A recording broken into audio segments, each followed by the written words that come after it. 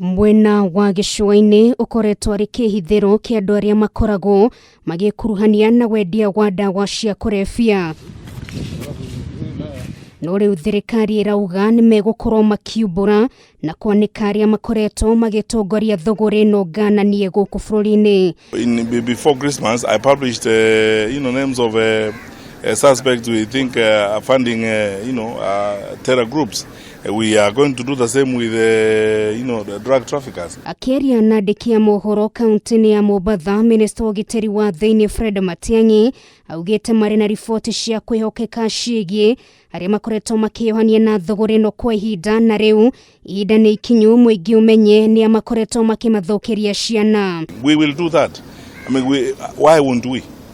Because we cannot sacrifice the lives of our children at the mercy of thugs. Matiang'i ekoragia hende icera ria guthurima tabarira ngurani ari hamwe na waki wa barabara nene ya Dongo Kundu iritanyitwo kuhuthira ciringi bilioni 28. There are deadlines that we have been given even by the president that we have to sort this out in a few months and several things must happen.